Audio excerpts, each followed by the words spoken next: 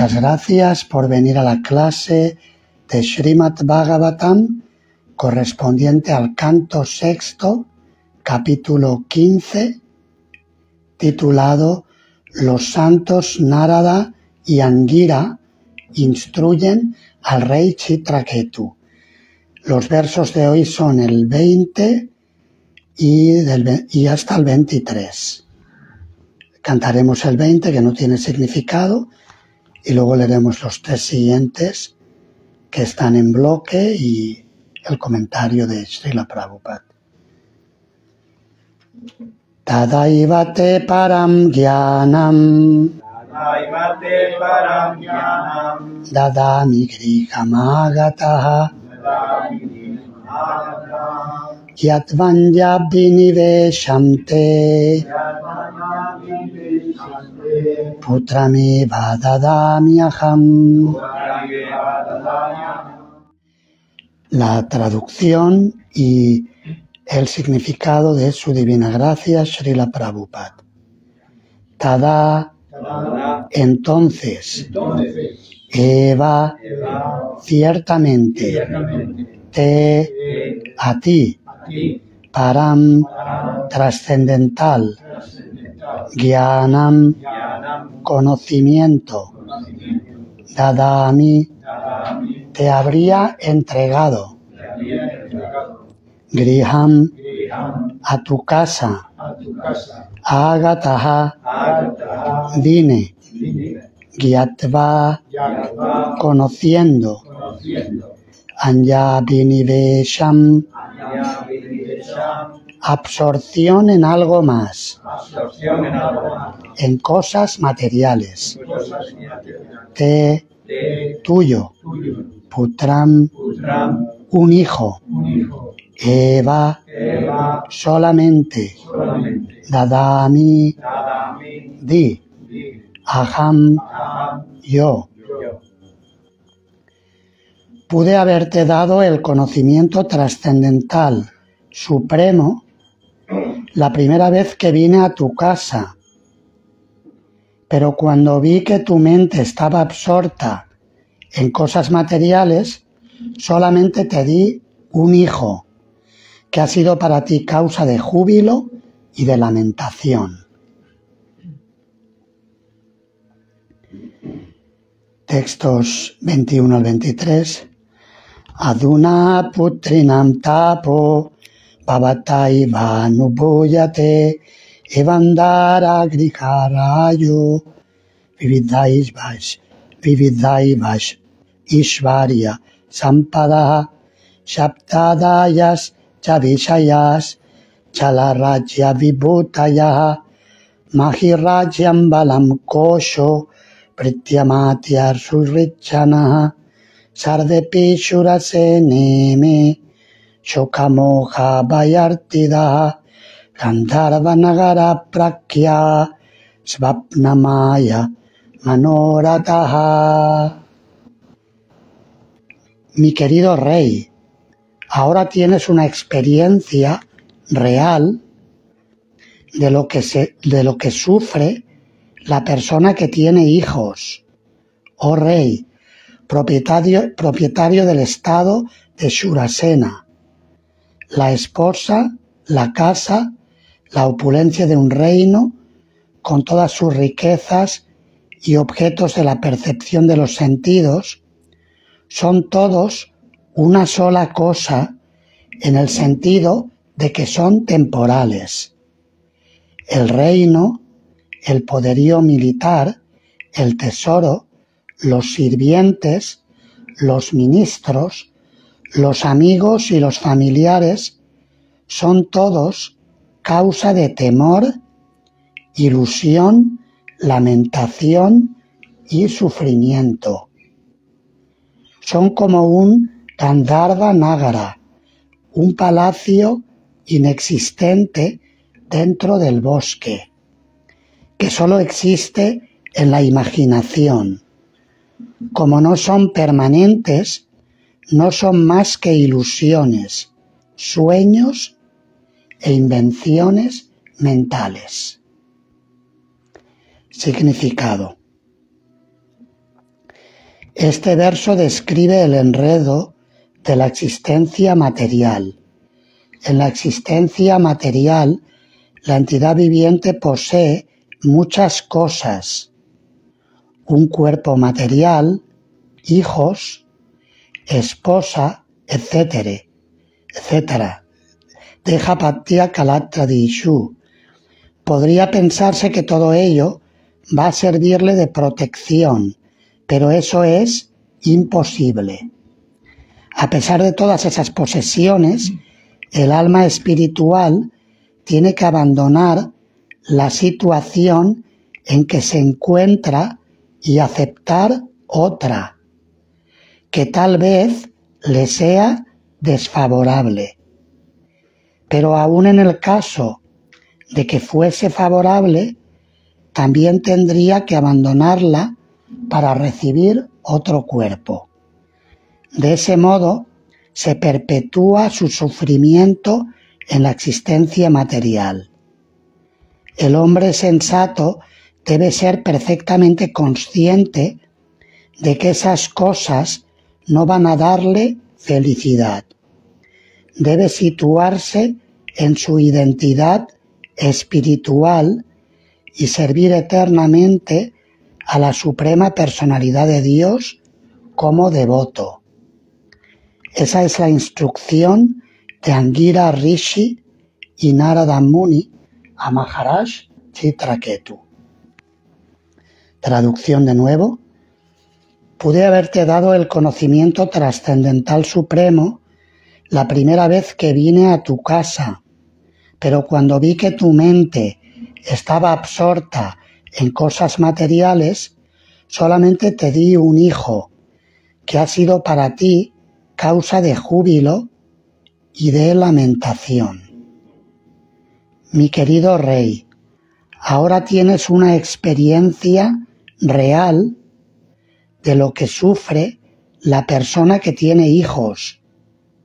Oh rey, propietario del estado de Shurasena, la esposa, la casa, la opulencia de un reino con todas sus riquezas y objetos de la percepción de los sentidos, son todos una sola cosa, en el sentido de que son temporales.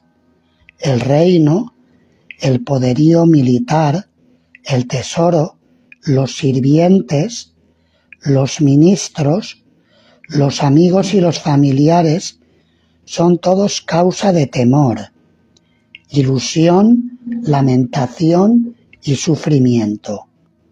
Son como un Gandharva Nagara, un palacio inexistente dentro del bosque, que solo existe en la imaginación. Como no son permanentes, no son más que ilusiones, sueños e invenciones mentales. La semana pasada, en la clase que dimos, el tema era el mismo, iba en la misma línea, y terminamos con la recitación que hizo Raghuvira Prabhu, que lo sabe de memoria, del poema La vida es sueño. Esta obra se titula así, la obra de Pedro Calderón de la Barca, y lo he impreso. Digo, voy a leerlo otra vez porque tiene miga. Parece que lo habla un personaje que se llama, es un monólogo de un personaje que se llama Segismundo y está en la cárcel. Entonces en la cárcel dice esto: es verdad, pues, reprimamos esta fiera condición, esta furia, esta ambición, por si alguna vez soñamos.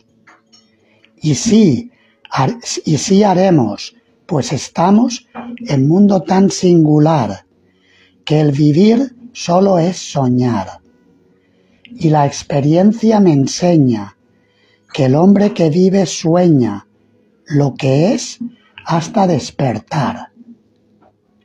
Sueña el rey que es rey y vive con este engaño mandando, disponiendo y gobernando. Y este aplauso que recibe, prestado en el viento, escribe, y en cenizas le convierte la muerte, desdicha fuerte, que hay quien intente reinar, viendo que ha de despertar en el sueño de la muerte. Sueña el rico en su riqueza, que más cuidados le ofrece. Sueña el pobre que padece su miseria y su pobreza. Sueña el que a medrar empieza. Sueña el que afana y pretende. Sueña el que agravía y ofende. Y en el mundo, en conclusión, todos sueñan lo que son, aunque ninguno lo entiende. Yo sueño que estoy aquí, de estas prisiones cargado, y soñé que en otro estado más lisonjero me vi, que es la vida un frenesí, que es la vida una ilusión, una sombra, una ficción, y el mayor bien es pequeño, que toda la vida es sueño y los sueños, sueños son. Una maravilla. Muy bien escrito, ¿eh? Y es lo que el mensaje que nos están dando estos sabios, Angira Muni y Narada Muni, que están hablando con el rey Chitraketu, después de que al rey le haya pasado lo peor que le puede pasar en la vida a una persona, o de las cosas peores, que es perder un hijo. Solamente aquellos que han perdido hijos saben lo doloroso que es. Los demás lo vemos desde fuera. Desde fuera, y si nos pasó en una vida previa ya no nos acordamos, porque la naturaleza material es tan increíble que, como cuando una pizarra está llena de cosas escritas, borra para que podamos escribir de nuevo. Tenemos una pesadilla, despertamos, nos aireamos y luego podemos volver a soñar y tener otra pesadilla distinta, o un sueño placentero, como describe el significado de hoy. Utiliza una expresión típica de los Vedas, Gandharva Nagara, que es una ciudad de Gandharvas, que básicamente es una imaginación. Existen seres celestiales, Gandharvas, que cantan y que son muy bellos, muy opulentos, pero a la gente de la tierra se nos habla a veces de Gandharva Nagara cuando imaginamos un mundo de ensueño, un mundo increíble. Y esa es la condición de la vida material, que deseamos ir a mundos celestiales para disfrutar, pero esos mundos han sido descritos como una casa de flores en el cielo, un Gandharva Nagara, una ciudad de seres celestiales que no es más que una ilusión. Porque incluso si entramos en los planetas celestiales materiales, vamos a tener que bajar de nuevo. En el mundo material, todo lo que sube, baja. Por ejemplo, si vamos... hay muchos países que presumen de haber ido a la Luna. El debate existe, y hay mucha gente que no se lo cree, porque prometieron muchas cosas, de que iban a organizar viajes turísticos a la Luna. Ahora lo está hablando el personaje el multimillonario el Elon Musk, ¿no? Pero eso ya lo hablaron en los años 70, o sea, de que iban a organizar viajes. Y de momento no ha pasado nada. Pero incluso si asumimos que han ido a la Luna los astronautas que ascienden y que gravitan por el cosmos, finalmente tienen que descender. No pueden quedarse ahí mucho tiempo. Si subimos a mundos superiores o condiciones materiales de vida que son mejores que las que estamos experimentando en el momento actual, debemos recordar que siempre tendremos que bajar. No vamos a poder quedarnos aquí. Así que todos los placeres del mundo material son superficiales y, claro, que como dice aquí, cuando queremos disfrutarlos, pues que no venga ningún sabio a contarnos nada. Y los que son sabios no cuentan, no les predican a aquellos que no quieren ser predicados. Y es lo que Anguira le dice en el primer verso de hoy: pude haberte dado el conocimiento trascendental supremo, el Param Gyana, conocimiento supremo, la primera vez que vine a tu casa. Pero cuando vi que tu mente estaba absorta en cosas materiales, solamente te di un hijo, que ha sido para ti causa de júbilo y de lamentación. El hecho es que cuando predicamos es importante considerar el tiempo, el lugar y las circunstancias. Hay que hablar a cada persona según lo que puede digerir. También es como, por ejemplo, cuando vas a los hospitales, en los hospitales tienen una dieta, ¿cómo le llaman? Tiene un nombre, ahora se me ha olvidado. ¿Cómo? Dieta blanda. Sí, dieta blanda también, pero hay otra que es dieta de papilla. Cuando he ido a visitar a devotos en los hospitales, tienen, ¿cómo le llaman? Dieta sin sal. Sí, pero hay una, se me ha olvidado el nombre, tiene un nombre, algo Asia, tiene un nombre de enfermedad, es un nombre que una vez lo busqué. Son personas que tienen dificultad en tragar alimento sólido. Y entonces le dan puré, papillas, alimentos que están ya triturados y que la persona puede comer. Eso existe, eso es así. Y tiene un nombre técnico que no recuerdo ahora. Entonces, de la misma manera, cuando vamos a predicar el mensaje, tenemos que estar dispuestos a darlo según la persona que está recibiendo el mensaje. Y muchas veces no le puedes hablar de mucha filosofía. Lo que puedes hacer a lo mejor es pues decirle algo a los niños, el que saludar, más o menos y digamos simpatizar con la condición en la que está la persona. No le puedes hablar de conocimiento filosófico profundo y decirle, mira, tú esto que estás viviendo es un sueño, es una ilusión, sino que le tienes que animar a lo que está haciendo, porque es el momento de la vida en el que está la persona. Y es lo que Anguira Muni le explica al rey Chitraketu, que en aquel momento no te podía hablar lo que te puedo hablar ahora. Ahora sí, porque ahora, de hecho, el niño todavía no ha hablado, ¿no? Sí, el niño todavía no ha hablado, ¿no?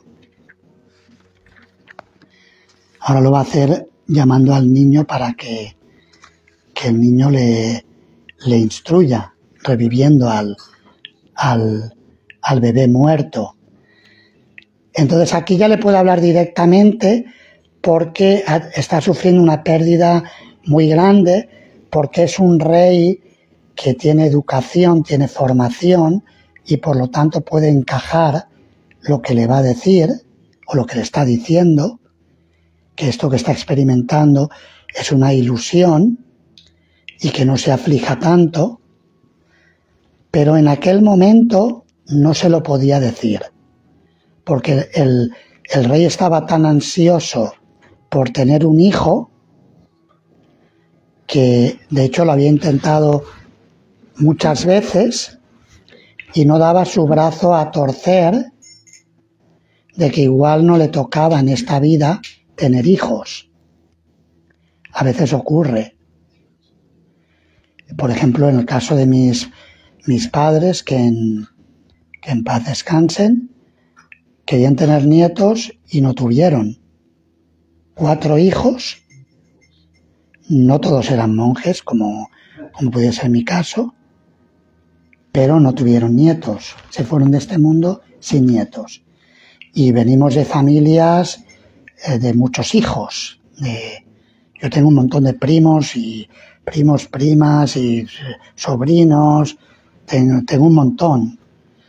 Pero por la razón que fuera, el destino fue que no iban a tener nietos.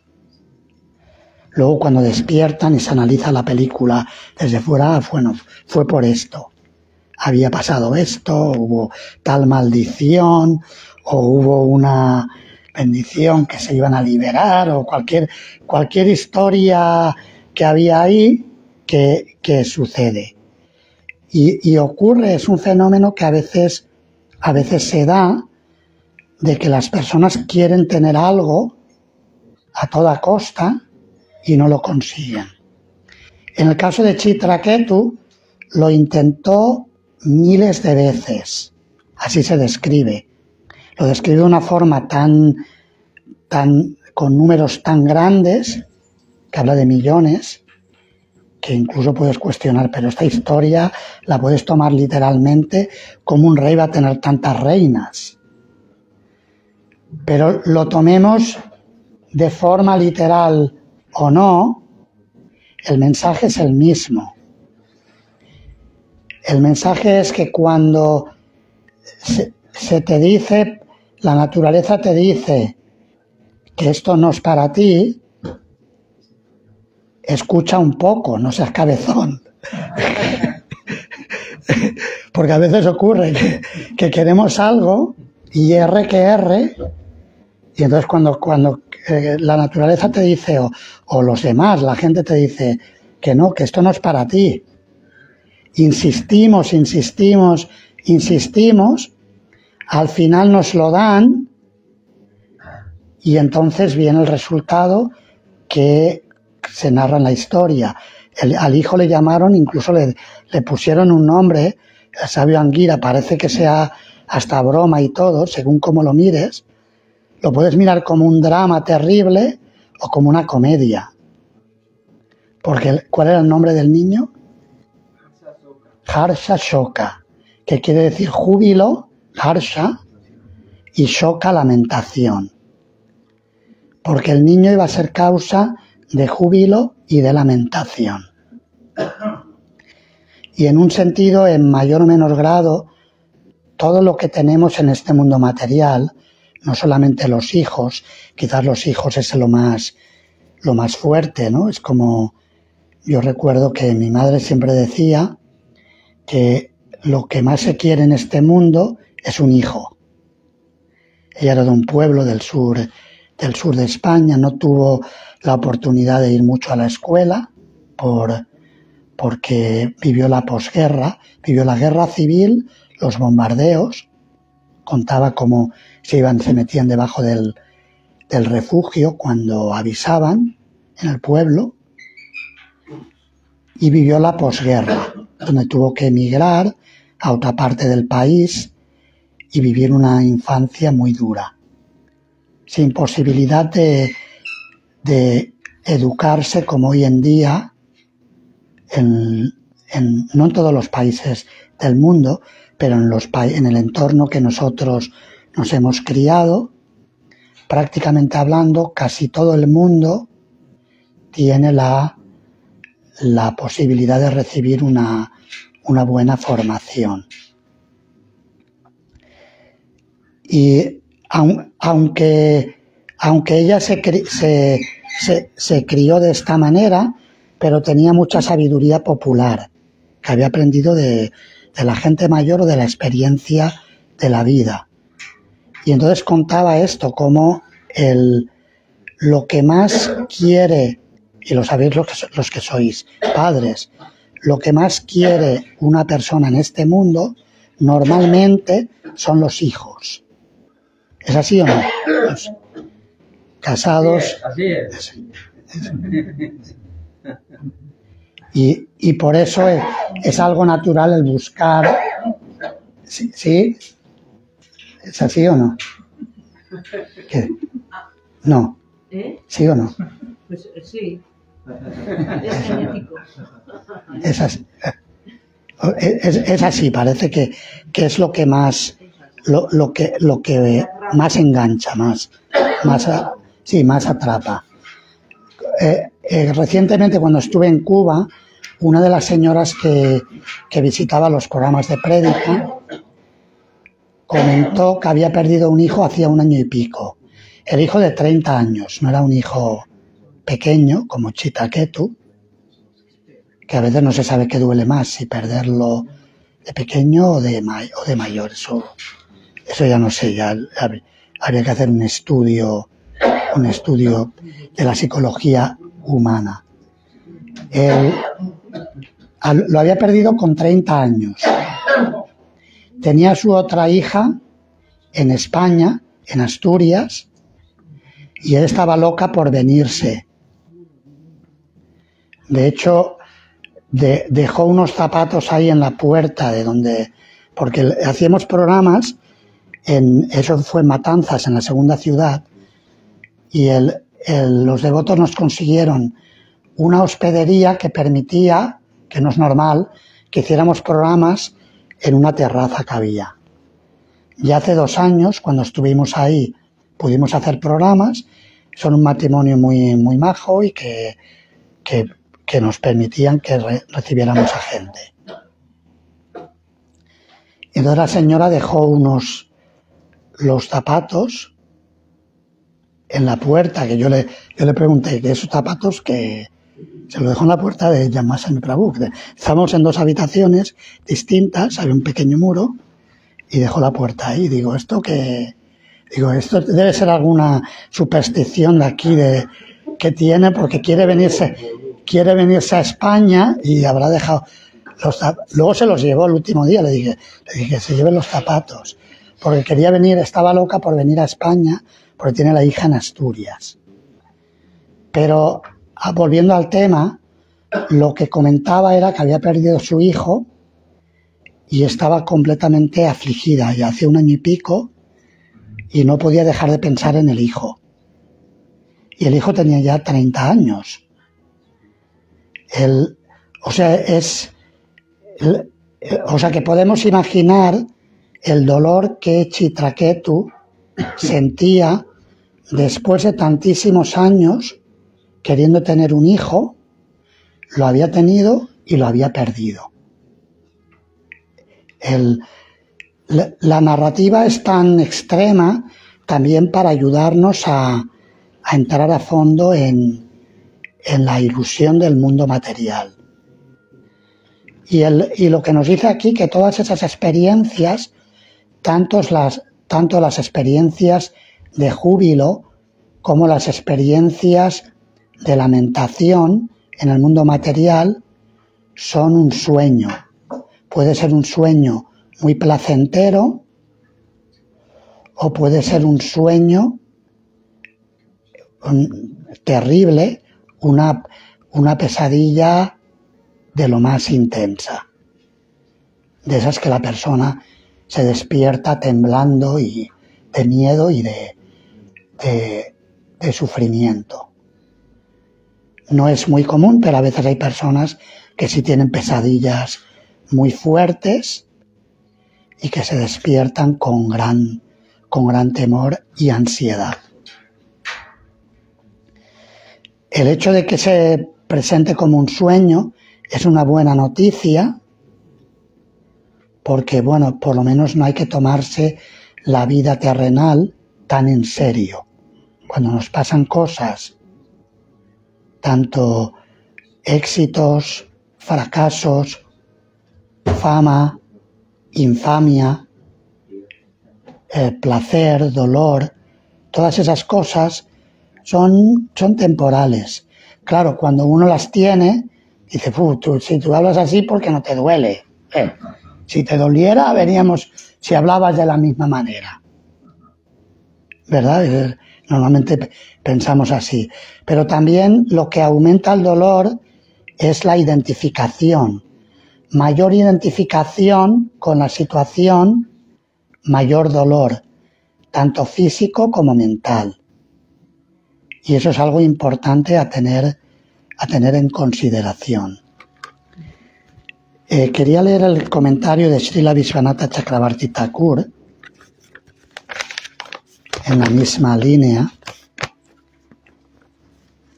Dice, se ha dicho que la esposa y otros objetos, debido a que son temporales, no son reales. Y debido a que aparecen y desaparecen, causan sufrimiento. Además de estas cosas, otras cosas que también son causa de lamentación, ilusión, temor y dolor son falsos. Son falsas. La persona percibe que los objetos en el sueño son falsos al despertarse del sueño. Mientras sueña no lo percibe. Está absorta en el sueño. De la misma manera, en nuestro estado de vigilia, estamos absortos en todas las cosas que nos están pasando y nos parecen normales, que son parte de la vida. Pero en realidad son falsas porque hay mucha imaginación en todo ello. Por eso la energía material, aunque a veces se dice que la energía material es temporal pero no falsa, porque es energía de Krishna. Esa es otra explicación teológica, filosófica, desde el punto de vista dualista del Sankhya, el principio espiritual y el principio material de la existencia, que dice que la Prakriti, la naturaleza, no es falsa, pero las formas que manifiesta son temporales. Pero se dice que son falsos esos objetos porque aparecen y desaparecen, no permanecen. Y también porque la Prakriti tiene el elemento de brujería, energía ilusoria. La brujería hace que percibamos cosas que no son. Energía ilusoria. La bruja maya nos hace ver el mundo al revés. Aunque no hay nada más lejos de que nosotros seamos el centro de la creación, no hay nada más lejos que esto. Somos uno más en la película. O sea, si miras todo el número de entidades vivientes que hay, tanto humanas como no humanas, somos una persona insignificante.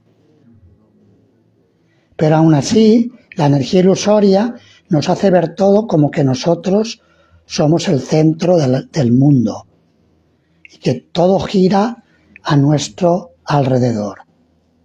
Ese es el efecto del ahankara, del falso ego. Y así vivimos los mortales. La persona percibe que los objetos en el sueño son falsos al despertarse del sueño. Los objetos que aparecen en los sueños, a través de la magia o de la imaginación, son falsos como una ciudad Gandharva. Utiliza tres comparaciones: los sueños, la magia, como cuando alguien, por ejemplo, ha de aparecer y aparecer monedas y y no tiene mangas, no se lo mete debajo de la manga, pero hace un truco de manos y yo no lo sé hacer, entonces no lo puedo.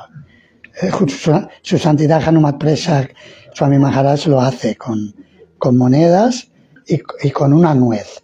Yo lo he visto hacer en el templo de Madrid con una nuez. No sé cómo lo hace con la nuez porque la moneda la pone detrás.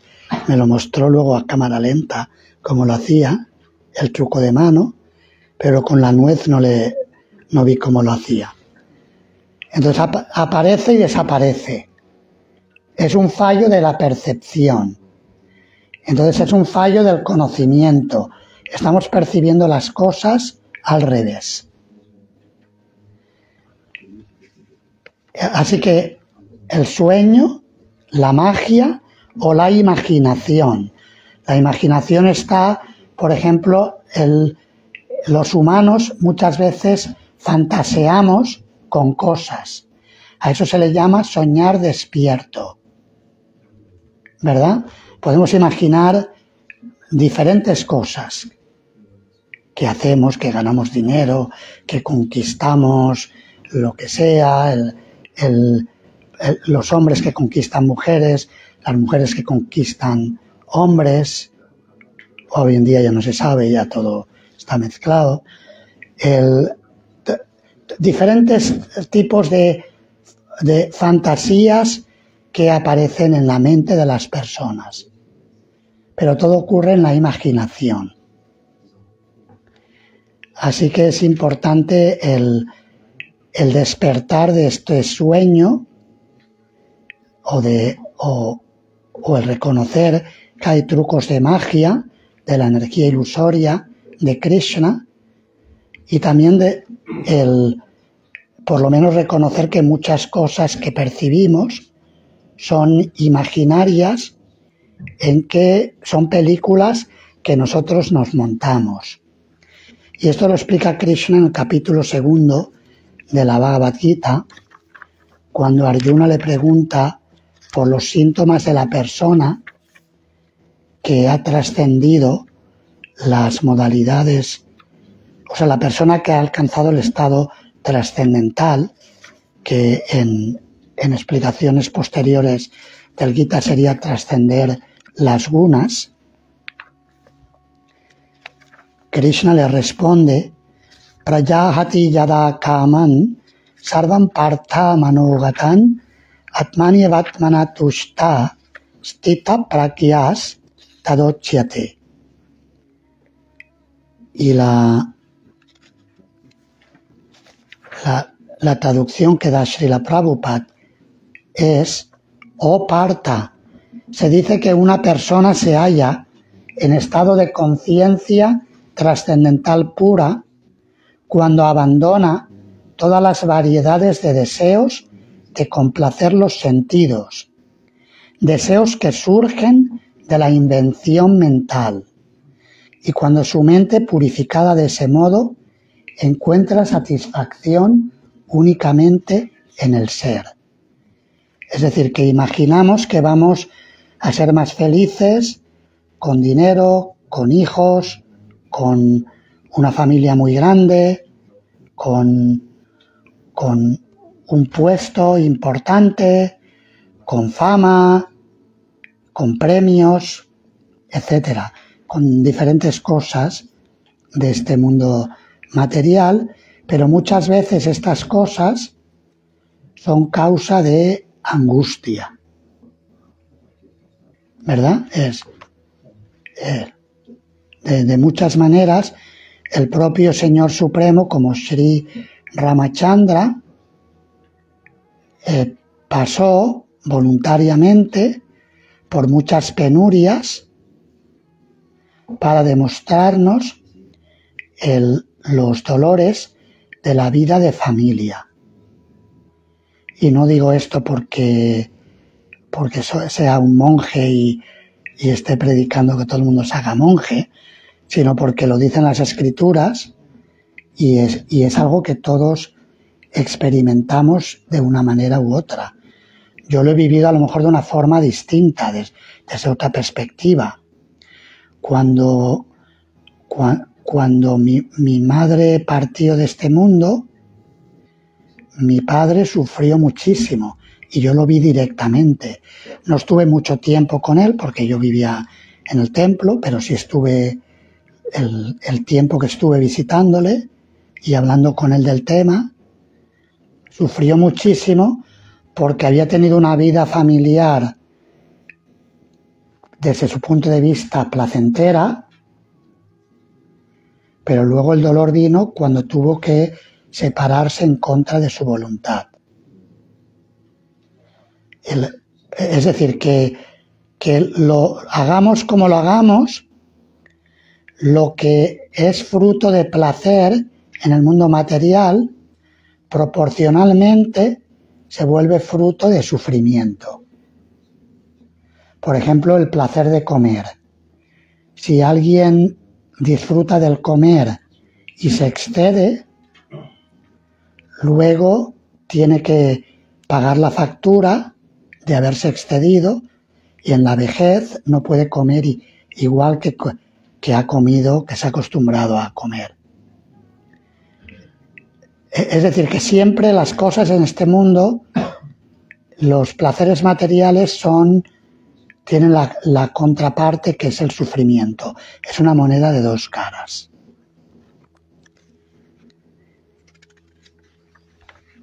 Bien, esta es la enseñanza que Angira Muni y Narada Muni le están hablando al rey Chitraketu.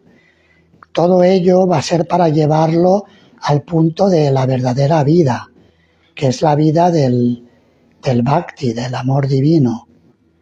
El despertar la relación eterna que el alma tiene con Krishna, con la suprema personalidad de Dios, y el no tratar de sustituir dicha relación con relaciones temporales.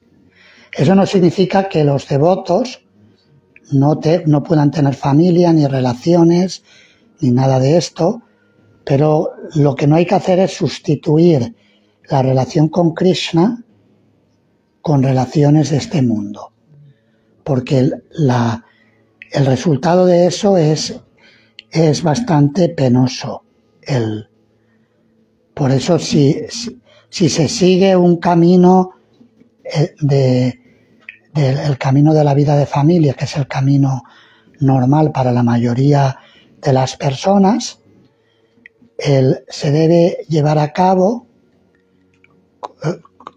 practicando el Dharma, es decir, cultivando el servicio devocional y los deberes familiares de un modo responsable en paralelo, integrando el servicio devocional en la vida familiar, de manera que pueda progresar. Y eso cada familia puede hacerlo según el nivel espiritual que tenga y su propio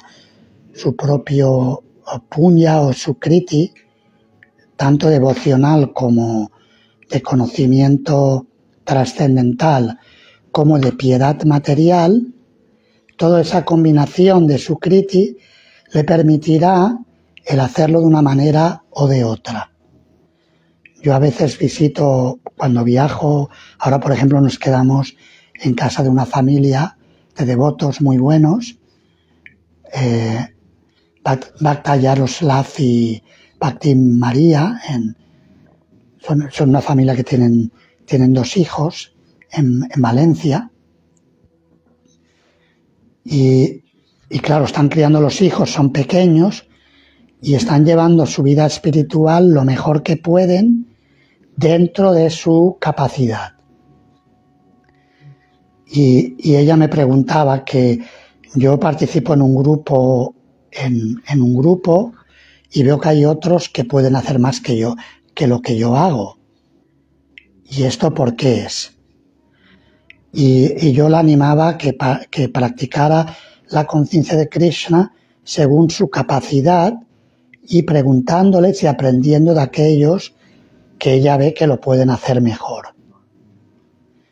Pero hay que respetar también la velocidad que tiene cada persona y no tratar de forzar a alguien que no está preparado para ello, como nos demuestra en el verso de hoy el sabio Anguira, que aplicó esa forma de predicar, que le pedían un hijo y le dio la bendición de un hijo, después de advertirle: ¿tú estás seguro que esto es lo que quieres? Después de todo lo que has intentado, ¿tú estás seguro que quieres hacer un sacrificio para conseguir esto? Cuando el rey le dijo que sí, el sabio le dio la bendición, hizo la ceremonia y le apoyó en su búsqueda material, sabiendo que luego iba a tener que aprender por la vía dura en ello. Entonces esto también se puede aplicar en cada caso. Nosotros también tenemos que ver cómo aplicamos la conciencia de Krishna en la renuncia, ya sea en la vida de familia o en la vida de ashram, de templo, cómo aplicamos el nivel de austeridades que hacemos que esté a la par con nuestra capacidad. Por ejemplo, Dhruva Maharaj realizó unas austeridades que, prácticamente hablando, uno dice: pero esto, ¿cómo puede ser que alguien haga ayunos tan severos durante tantos meses?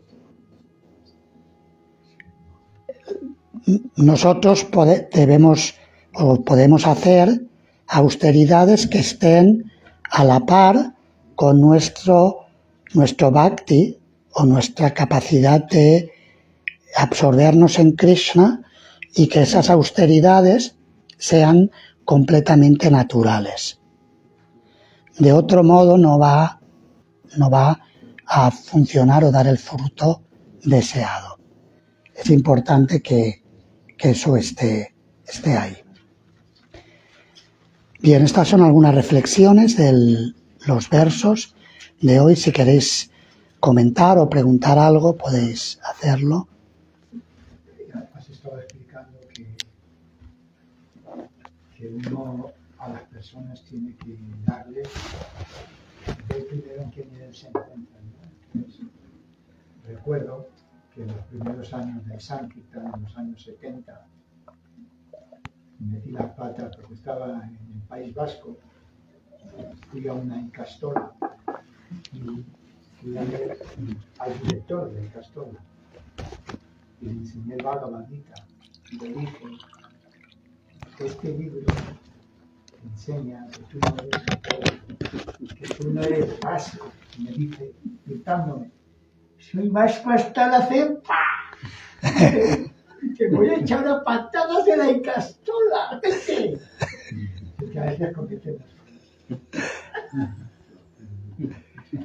Yo tengo otra historia. En ese caso fue, digamos que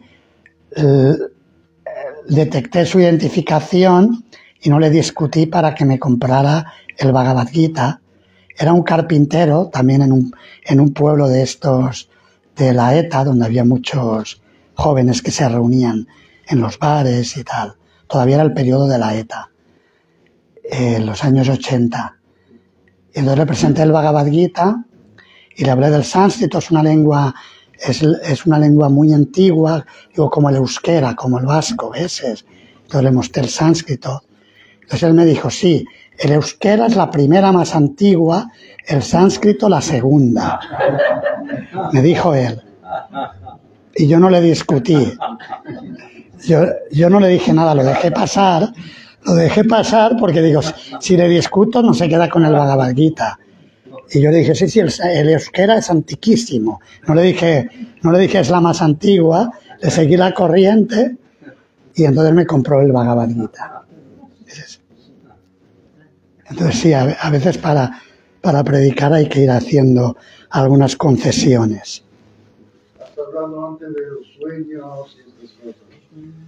Están sacando muchos temas nuevos, ¿no? La tierra plana, que el COVID es una mentira, que la luna no es movida.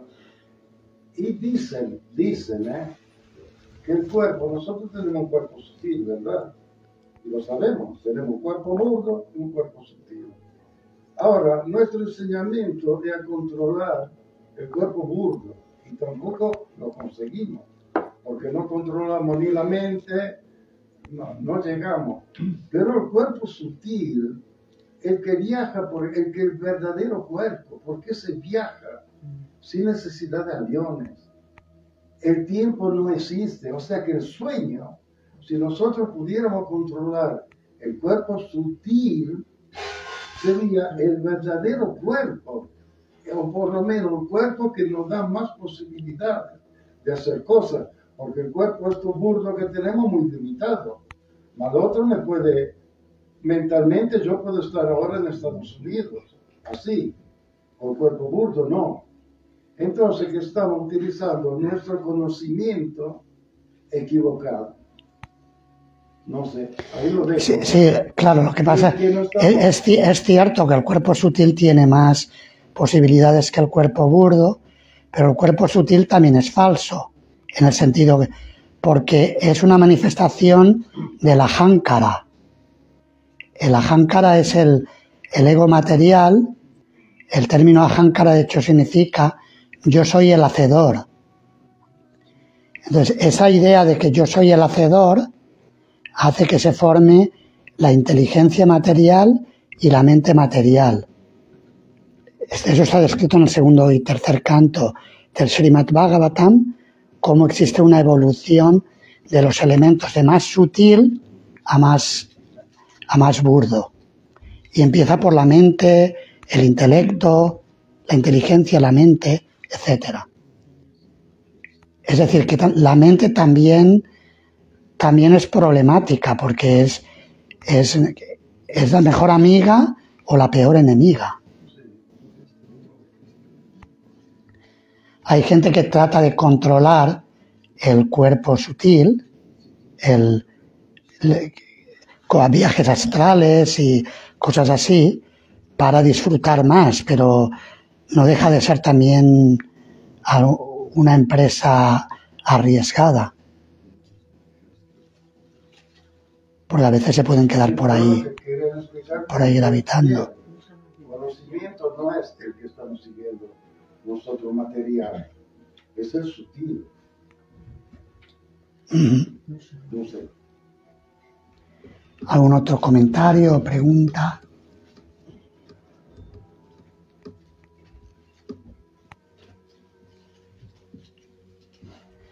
Bueno, yo creo que no sé qué hora es, ¿no? Y 10. ¿Y 10 ya? Ay, se me pasó. Okay. No. Bien, muchas gracias. Hare Krishna. Srila Prabhupada ki jai.